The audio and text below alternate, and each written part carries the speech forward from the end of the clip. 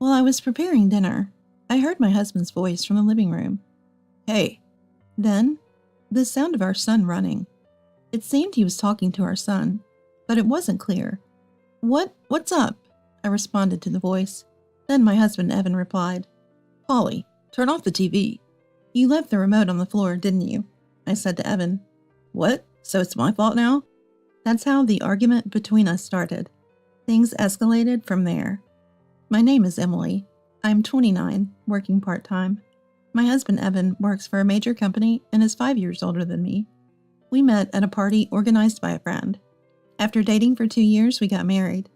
Evan was a bit passive, but we seemed to get along peacefully and had a good connection. We were blessed with a child, a son named Polly, now 4 years old. I took maternity leave when Polly was born, but now I'm back to working full-time. Honestly, handling household chores after a full day of work is tough, but I persevered for Polly. His smile is what keeps me going. I pack up at work, say goodbye to my boss, and head home. Today, I got a bit late. I hurried to the car and drove to pick up Polly from daycare. After parking, I rushed to the daycare classroom and found Polly playing with his teacher. Seeing me, he came over with a smile. That melted away all my fatigue. I bid the teacher goodbye, and hand in hand with Polly, we smiled our way back to the car. Once home, the real rush begins. I have to start making dinner. Home at last! I open the door with Polly and find shoes scattered all around. I tidy them up and walk with Polly into the living room, where Evan is lying on the floor under the table watching TV. You're home already? Yeah, just had meetings today. He replies without taking his eyes off the TV. I half sigh, half laugh at the sight of him. Hey, did you do any housework? No. He responds nonchalantly, prompting a sigh from me. But you said the one who gets home first would do it. There was nothing to do. I retort, a bit irritated. Of course there is. What about the laundry drying in the bathroom? Oh, right. His clueless tone exasperates me. It's not just that. He keeps laughing at the TV. Hopeless, he's not listening. I start preparing dinner. Then I hear Evan shout, Hey! Huh? After a moment of silence, Polly starts crying. What's wrong? Polly turned off the TV. He must have left the remote on the floor. If you left it on the floor, of course Polly would step on it. What, so it's my fault? Evan retorts, sounding annoyed. Well, it can't be helped, right? No need to yell. Whatever. Evan walks off to another room. Really? Who's the child here? I continue with dinner, unbothered. Finally, dinner's ready, and I go to call Evan. Dinner's ready. Hey. No response. Is he ignoring me? That's what it seemed like. Then the door opens, and Evan comes out expressionless. He doesn't say a word to me. He just sits at the table and starts eating. Here we go again, I mutter to myself. Evan has this habit. When he's upset, he ignores people.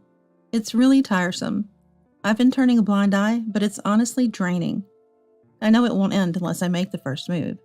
Evan's just like that. Unaware, our son Polly says, Let's eat. He starts eating the curry I made. Curry's yummy, he says with a smile. It is, isn't it?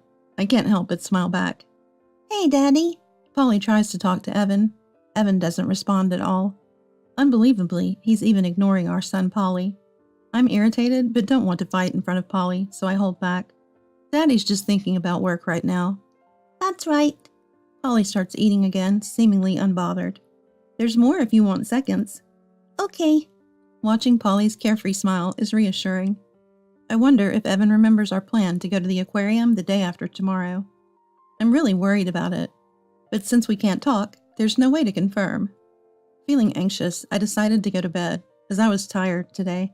But the next day, Evan continued to ignore me.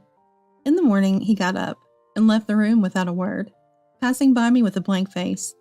The air was tense from the start. It was a terrible morning. The situation always drags on. I could apologize to make him feel better, but I don't think I did anything wrong this time. I can't bring myself to apologize for something like that. It's unreasonable to take it out on Polly, even if it's his own fault. If I apologize now, I'll just end up bottling up my stress until I explode. Then Polly ran up and hugged Evan. And Evan said, You stink. Don't talk to me. Stink? Who does? It's Polly. He's had an accident again. I thought it couldn't be true since Polly sleeps with me, but there was a smell. Oh, when did this happen? I changed Polly's clothes, but Evan shouting at Polly showed he was still in a bad mood. Evan rarely shouts, so I knew this wasn't a good sign. Evan got dressed and left for work. Tomorrow is the day we promised to go to the aquarium as a family. I tried to forget about Evan's mood and prepared for the aquarium trip. I wondered when Evan would come home today. That's what I was thinking. I decided to use the shark backpack with a zipper we bought at the aquarium last time for Polly's bag. This is your bag, Polly. Yay, it's cool. Polly's smile with the backpack on his back made me smile too. We were happily preparing. Still, there was no word from Evan. As night fell, he neither called nor came home. Let's eat dinner, Polly. Daddy won't be back for a while. Okay. We ate dinner without Evan. Tomorrow is aquarium day, Polly said with a smile. Yes, it is, I smiled back. Honestly, I didn't know what to do anymore, so I decided we'd go out, just the two of us. Polly, let's go to the aquarium, just us tomorrow. What about Daddy? Polly looked puzzled. Daddy seems to be busy with work. Oh, I see. Okay. With no contact from Evan, I couldn't wait any longer and decided it was best to just go the two of us. Besides, I didn't even know if he remembered our promise, so I made up my mind to go alone. I didn't want to go out with someone who ignored me. It would be fun with just the two of us, I thought. Daddy's mad about something, huh? Polly seemed to sense something. Really, I don't understand. Maybe he's just tired. Let's just go by ourselves tomorrow. Yeah, I'm excited. Polly seemed happy, and I felt a bit relieved. We finished dinner and we were getting ready for bed when a message came on my phone. 1 penny per character. I was taken aback. It was a message from Evan. 1 penny per character? I didn't understand, but replied, What are you talking about? By the way, Polly and I are going to the aquarium alone tomorrow. Then he replied, 25 characters, 25 cents. Can that be settled in dollar increments? I felt my face get hot with anger. Then a shocking photo followed. A picture of Evan with 2 men and 3 women. I was at a loss for words. A party? Then another message came. I'm coming home now. Coming home? I thought. The door opened. I stepped out in my pajamas to see Evan. He staggered into the living room and fell asleep on the sofa. My anger was beyond control. I felt I had reached my limit. Despite telling him about the aquarium tomorrow, he was out drinking with a woman without any contact. I couldn't contain my anger as I thought about it. I decided to leave this house. That's what I decided. I couldn't believe he asked for money and then sent a picture from a party. It felt almost like infidelity. That's what I thought. I left Evan as he was and went to my room to pack my things. After packing, I called my friend Wendy, who lives on the floor below. Sorry, can I stay over tonight? Now? At this hour? Wendy sounded a bit perplexed. It's okay though. Thank you. I carefully wrapped sleeping Polly in a blanket, grabbed our things for tomorrow, and left the room. I glanced at Evan and saw a shocking sight. For some reason, I took a photo of it. Then carrying Polly, I quietly opened and closed the door to avoid making noise. I went downstairs and rang Wendy's doorbell. Wendy looked surprised when she opened the door. What happened? Sorry, a lot has happened. Can Polly sleep first? Wendy laid out a futon in one of the rooms for Polly. What's going on? Tell me. I told her about Evan always ignoring me, asking for money and sending a party photo. A party? Yeah, it makes no sense, right? I was confused as I talked. It really doesn't. Wendy looked puzzled. I feel like having a drink. I can't sleep, but tomorrow I'm going to the aquarium with Polly, so just one. Going to the aquarium? Okay, I understand. Wendy got a beer from the fridge and opened it for me. Thanks. Sure. I drank 1 can and fell asleep while venting. Wendy woke me up early in the morning. She had covered me with a blanket and let me sleep on the futon after I had fallen asleep. Sorry, I didn't realize I had fallen asleep. Thanks for the futon. I felt well rested. Maybe because I got all my complaints out. Hey, can I use your shower? Of course. I quickly showered and changed into the clothes I brought. I glanced at the clock. It was about time for Polly to wake up, so I hurried. After getting dressed, Polly woke up. He was surprised at first, but then smiled when he saw Wendy. Hey, it's Wendy. Long time no see, Polly. Their conversation was comforting. I can go to the aquarium with you and your mom today. Wendy gave me a knowing look. Really? Yay! I felt relieved that Wendy would be joining us. We got ready and arrived at the aquarium. Polly was very excited. Polly and Wendy ran ahead into the aquarium. Having Wendy there was truly a relief. She took care of Polly, allowing me to just watch them from behind. At the interactive section, Polly and Wendy laughed and had fun. After this section, Polly ran off to a tank. I said to Wendy, "Thank you, Wendy."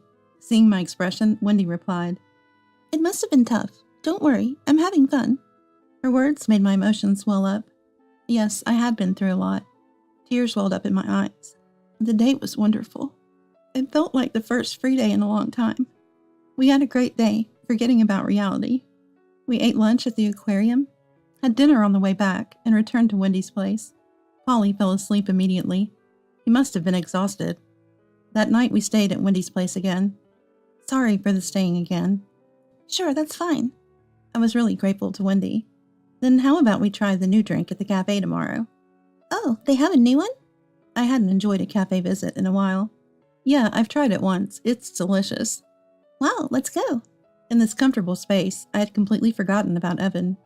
The next morning, the three of us went to the cafe, ordered the new drink, and had a pleasant chat. Polly couldn't sit still for long, so we soon headed back to Wendy's place. I realized I could have fun even without Evan. That's what I was thinking. While eating cookies at Wendy's, the doorbell rang. Who could it be? Evan, maybe? I felt a bit tense. I'll check. I told Wendy, and looked at the doorbell camera.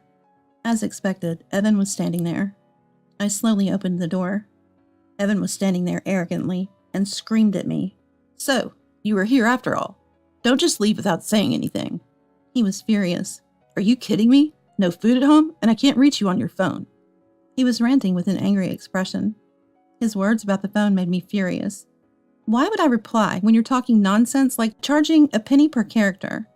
I faced Evan squarely and said, "It's not my fault. Why are you acting like the victim?" Evan looked around, surprised. I had blocked all notifications from Evan. I even set my phone not to ring for his calls. I had completely forgotten about him while having fun with Wendy.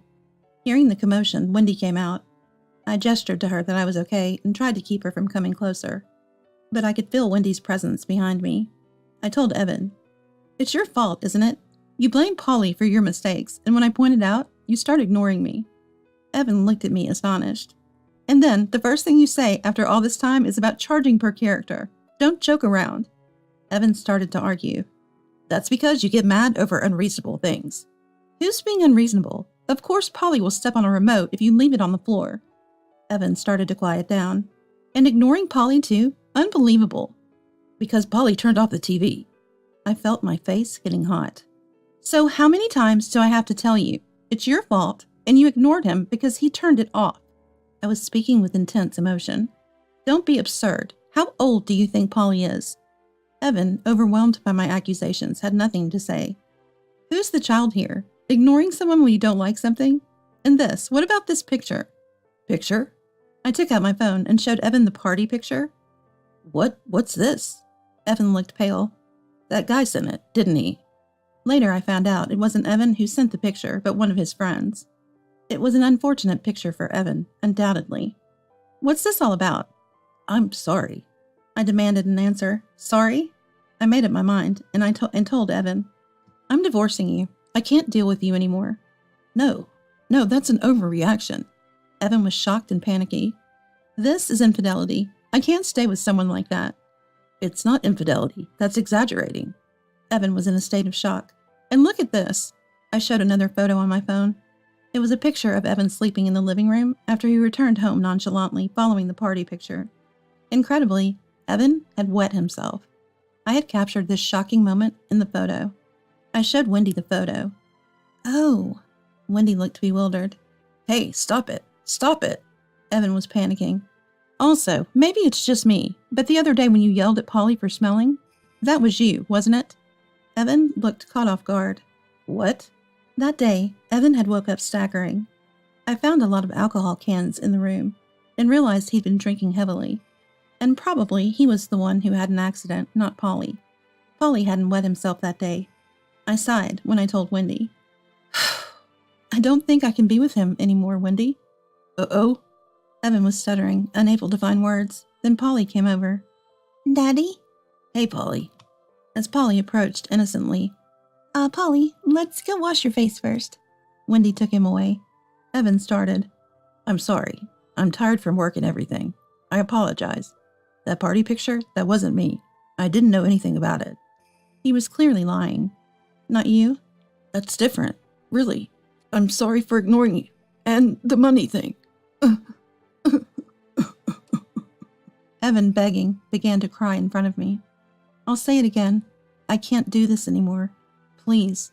Let's divorce. Goodbye. I slammed the door. I ignored Evan shouting outside. It faded away, and everything was quiet. I felt so relieved after saying what I wanted. Back in the room. Are you okay with that? Wendy asked. Yes, I feel relieved. That's good then. Later, the divorce was finalized through a lawyer. I heard Evan had boasted. I have my wife under my thumb. She loves me so much, she won't mind this photo. At the party, his friends tried to stop him, but he was too drunk.